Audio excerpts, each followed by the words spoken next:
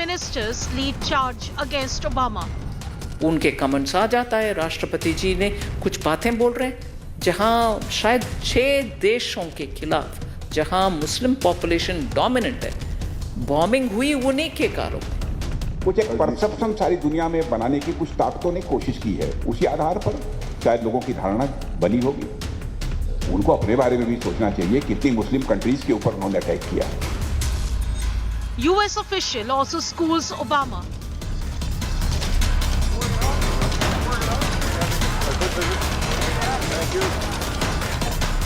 India most diverse counter. India is the most diverse country in human history. It's not a perfect country, just like the United States is not a perfect country, but its diversity is its strength. Is there any truth to Obama's comment? Like the American people, she is strong and tough. Motivated or made in earnest?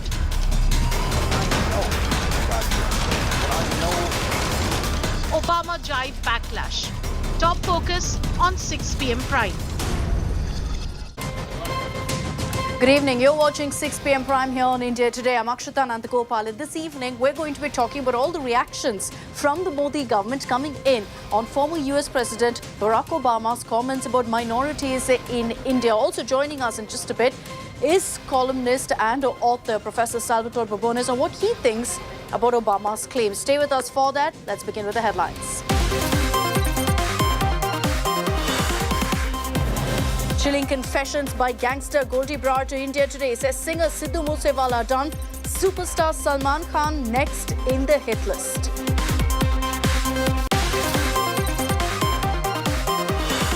Prime Minister Modi arrives in Delhi after historic US and Egypt visit, chairs key meet on Manipur unrest hours after his return.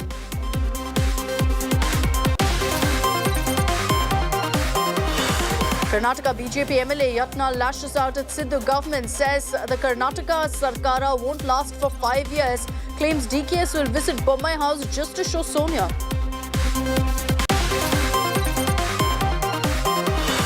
AAP versus BJP war of words over hike in power tariff. BJP accuses Delhi government of looting Delhiites. AAP hits back, blames the centre for the price rise. केंद्र सरकार ने एक आदेश पारित कर दिया है कि कोई भी स्टेट अगर वो कोयला यूज करती है उनको कम से कम 10% इंपोर्टेड कोयला इस्तेमाल करना पड़ेगा. Killer civic apathy caught on camera in Mumbai's Kandivali. Sanitation worker dies after a car runs over while he was cleaning the drainage system and was getting out. No barricades put in place. The car went right over him. And semiconductor major Micron to set a plant in Gujarat's Sanand. First made in India chip in 18 months. Micron के सामने बहुत सारे options थे, उन सब options में से उन्होंने सानंद को चूज किया है. वहाँ पे वो लोग प्लांट लगाएंगे, वहाँ हर तरह की इंडस्ट्रियल फैसिलिटीज हैं.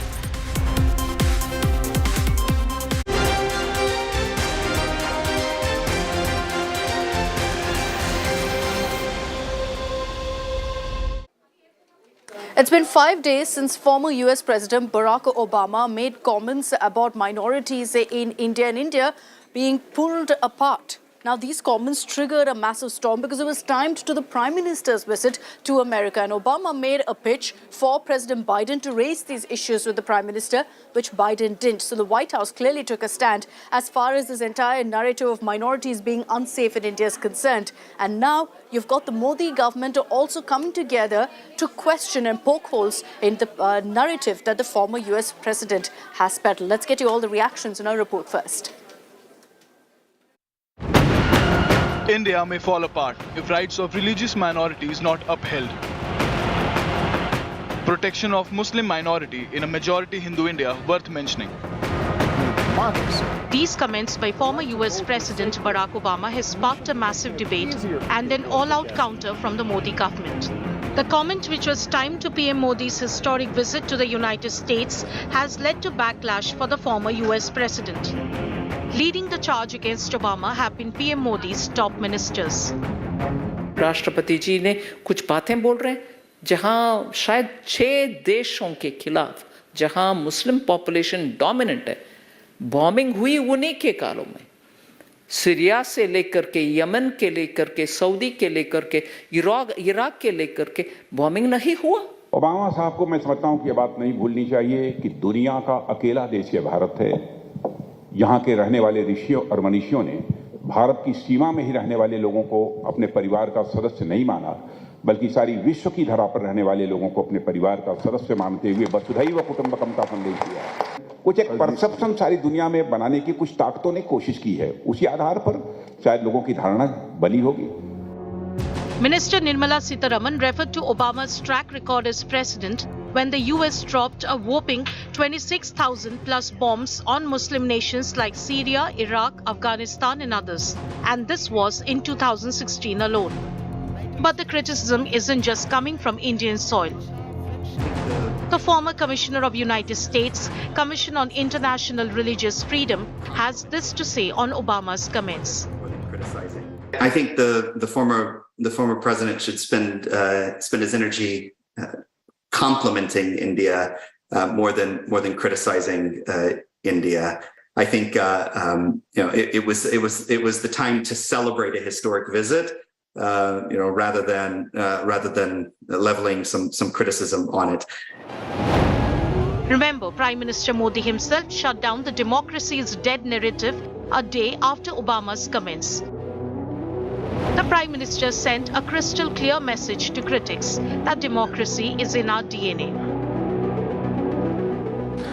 भारत और अमेरिका दोनों के डीएनए में लोकतंत्र है। लोकतंत्र हमारा स्पिरिट है। लोकतंत्र हमारे रगों में है। लोकतंत्र को हम जीते हैं। Even as the government is doing everything it can to refute Obama's claims, the opposition has latched on to the former president's comments and criticized the BJP's defense. अरे जिन राष्ट्रों की आप बात कर रही हैं, वहाँ मुस्लिम्स माइनॉरिटी में नहीं, मेजॉरिटी में। और वहाँ अगर अमेरिका ने अपने हित में या देश के हित में किया है तो माइनॉरिटी पे नहीं, उस देश पर, उस देश के सैनिकों पर हमला किया होगा। Away from the politics, it's clear Obama's comments have been drowned by the success of the Prime Minister's visit to America, as the Biden regime has also made it clear that they have full faith in the Indian democracy story. Bureau Report, India Today.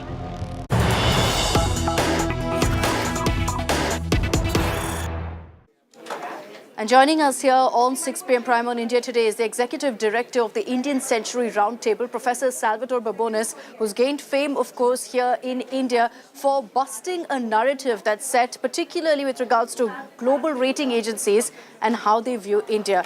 Professor Babones, thank you very much for joining us here on India Today. I'll just begin, first of all, by asking you direct your view on what former US President Mr. Barack Obama has said. I'll just quote what he said. He said, if you do not protect the rights of ethnic minorities in India and religious minorities, there's a strong possibility that India starts pulling apart. Your view, Professor? I'm sorry to be the one to tell Indian audiences, but unfortunately, Barack Obama is simply reflecting the Washington elite consensus view in the United States. And you can see that if you just read the Washington Post, the New York Times, even the Wall Street Journal, or if you see what's coming out of the U.S. State Department on India. I don't really blame Barack Obama, who's, after all, not an India expert, for simply reflecting the view of the American establishment on India. That's something, Mr. Babones, you've spoken about repeatedly. You've shown the spotlight on. But I do kind of differ from you, and you can correct me if I'm wrong, but I find it hard to believe that a former US president relies on this kind of a narrative or on publications. Surely he's got his facts. Well, he's getting his facts from his own intelligence briefings, and his intelligence briefings are pulling together this information. Look, I'm sorry to be the one to report this, but I've talked to a lot of senior academics, senior think tankers, and even some senior government officials in the United States. And they all share, almost all of them share this same view of India. Now, it's not a fact-based view at all. It's a view based on the op-eds and editorials they see. It's a view based on the rhetoric coming out of NGOs in the United States. But, keep this in mind. The United States Holocaust Museum, which is the most respected American institution when it comes to genocide, and everyone in the United States respects the U.S. Holocaust Museum. Well, they're the ones saying that there is a strong possibility of a Muslim genocide in India in the 2020s. So when the United States Holocaust Museum is saying that, why should you expect Barack Obama, who, after all, is a generalist, he's a retired politician, he's not an India expert, why would you expect him to know better than these so-called experts in the United States? He's getting his views from the experts in the United States. It's the experts who have it wrong, not the politicians. But Mr. Babones, that really is the concern. You're referring to one instance of an American body suggesting that there could be a genocide in India. Can these American organizations, can Mr. Barack Obama really afford to preach to India given America's track record? Everyone has a right to preach about human rights, and that includes even countries that have poor records on human rights, as I'm sad to say my own country often does. I am, of course, American, even though I live and work in Australia. The United States has done many terrible things, but that doesn't mean that we as humans should not care about human rights. But the problem is not that America cares about human rights. Of course, we want America to care about human rights. The problem is that America is woefully misinformed on the situation in India. They don't even read their own survey research. We have excellent, high-quality American survey research coming out of the Pew Research Center, the world's most respected survey research organization, about the status of Muslims in India. And the Pew Research Center's surveys show that Muslims in general report very low levels of discrimination in India. 98% say they're free to practice their religion in India. 99%, and I always remind Indian audiences of this, 99% of Indian Muslims say they're proud to be Indian. This problem does not arise from India's Muslims. This problem arises from international Islamists and international NGOs attempting to weaponize Indian Muslims for their own benefit. Mr. Babones, in such a circumstance, where does this kind of a narrative about India really stem from? Yes, there are publications that talk about India a certain way, but where does it emerge from? What is the source? Because very often, and this is something India's highlighted time and again, that our diversity is our strength. Do many countries just fail to understand that? They don't understand it because their views are mediated by the experts and the press. And unfortunately, many of the experts are bought out by Pakistan and China, and much of the press is bought out by China. Now, I don't mean that in the extremist view of China pays for everything and they just do what China says. I mean that in the tilting the playing field sense, that China and its proxies in Pakistan and Pakistan's proxies in the Gulf states, they tilt the playing field consistently but constantly against India, promoting a narrative of repression of Muslims in India. It is incessant, and once you start looking for it, you can find it everywhere. I mean, for example, the United States ambassador at large for international religious freedom is, of course, an American Muslim. Now, there's nothing wrong with that. Americans are of all creeds. However, when he highlighted the last year, the International Religious Freedom Report from the U.S. Commission on International Religious Freedom, the only thing he highlighted about India was the status of Muslims. Now, keep that in mind. When the USCIRF and the data underlying it from the State Department are overwhelmingly dominated by complaints made by Christians in India. Now, I don't want to take sides. Are Christians persecuted or Muslims persecuted? All of our data suggests that neither are persecuted in India. However, the reports in the data show that all these complaints come from Christians. Why is the Muslim American ambassador at large for international religious freedom only concerned about the status of Muslims in India? Because, frankly, it's very likely that he was appointed because of a Muslim American political lobbying and political contributions. These are all highly political positions, minor ambassadorships. and they're getting what they wanted. They paid for and got a State Department view on Muslims in India. Now, India, being a democracy, doesn't play this game. And I don't advocate that India do play this game, but Indians have to understand that they're up against a totalitarian regime in China, an authoritarian regime in Pakistan, a series of authoritarian regimes in the Persian Gulf, who are fundamentally unfriendly to, if I can be frank, Hindu-majority India. You made a very interesting point there, Professor Babones, on the China factor in kind of, spreading this misinformation on the image of India. But I also want to, when I wrap this up, Professor Babones, ask you, what's your view on all of this, considering that you're someone who's researched greatly into India, you've spoken in great detail about how these global rating agencies also view India, you've met with the Prime Minister in several occasions. Do you believe any of this narrative? You've been to India as well. Do you think that there is any truth at all to this narrative of Muslim rights being trampled in the country? I'm an academic social scientist. I never base my views on personal experiences. I always go to the data. We have excellent social survey data on India. We also have a lot of circumstantial evidence on things like first indication reports for sedition, on things like crimes against journalists in India. We have complaints that are filed with the U.S. International Religious Freedom Report says. We have other data as well.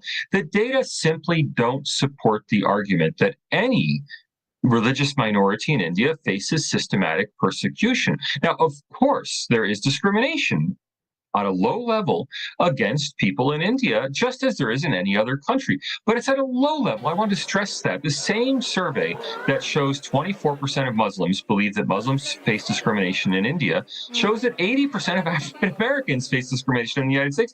Over 40% of Asian Americans face discrimination in the United States. And again, that's the same survey conducted by the same research organization. They're directly comparable figures. So when I evaluate India, I go to the data, and I think the data are very clear. India is a successful liberal democracy that, obviously there are violations of human rights. Every time a reporter tells me that such and such's rights have been violated, I say it's very good of you to report it. You should make it very public, and hopefully it'll be addressed. The difference between India and other countries is that in India, almost alone among developing countries, those human rights violations do get addressed. There is a robust court system. People do pay the penalty when they transgress on others' rights. It may take time. It may not be as efficient as we'd like, but it gets done. And that's not something you can say about just about any other country in India's income bracket. So every country has issues, so does India. But you're saying, Professor Babones, that India is one of the few countries that has a very, very robust mechanism in place to address that. So interesting perspective there. Thank you very much. As always, it's a pleasure to have you here with us on India Today. And with that, I'm slipping into a short break here on 6 p.m. Prime. Do stay with us, because coming up on the other side, we'll be getting you a political news break. What does BJP chief JP Nadda have to say about the opposition meet? We'll tell you in just a bit.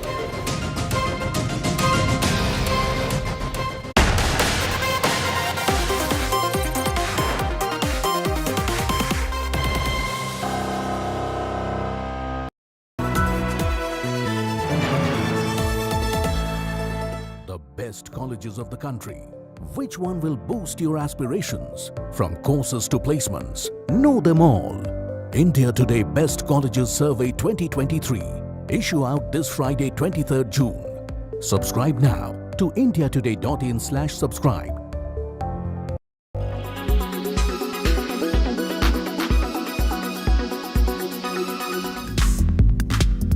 One of the best apps available right now for digital detox is certainly Flipped. You can join groups with people and give each other challenges just like on other apps. With this digital detox app, you can customize how much screen time you spend each day. All social networking apps will disappear after the timer expires for the specified period of time, but calls and messages will still be functional. The flipped app is designed to increase your productivity. For instance, when you're studying for an exam, to improve attention and relaxation, you can use the relaxing soundtracks that are already included with the app. The tunes on the app are lovely, with sounds that range from crackling fires and even mild rain.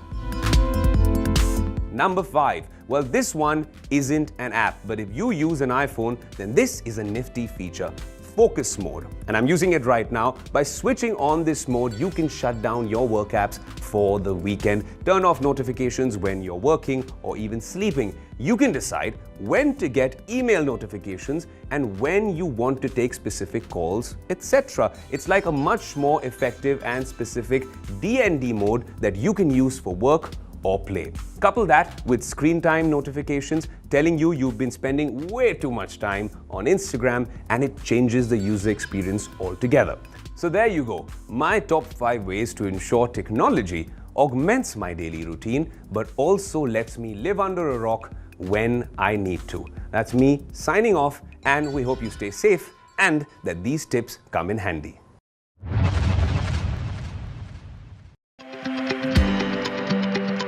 Shahid Sukhdev College of Business Studies of Delhi tops the list of best colleges for BBA.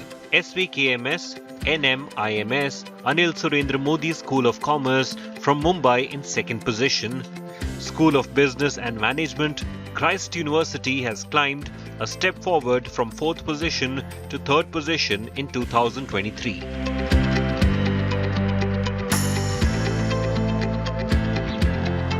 Emerging from the shadows of COVID-19 pandemic, SSCBS New Delhi has hit the ground running. In the 2022 to 2023 academic year, it successfully rolled out 4-year undergraduate courses with multiple entry and exit points, in line with the National Education Policy 2020. Meanwhile, its students have been winning accolades at both global and national fora. This college also tops the list of top colleges with best placement record.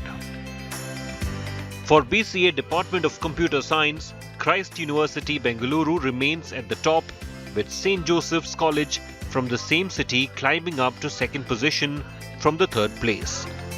Symbiosis Institute of Computer Studies and Research, on the other hand, has moved a step down from 2nd to 3rd position.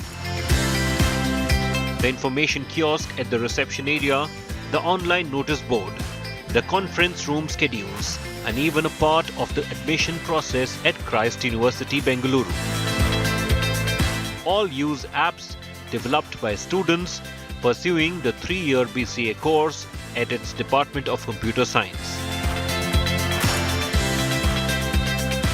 Established in 1990, the department today leaves its digital mark across the bustling campus.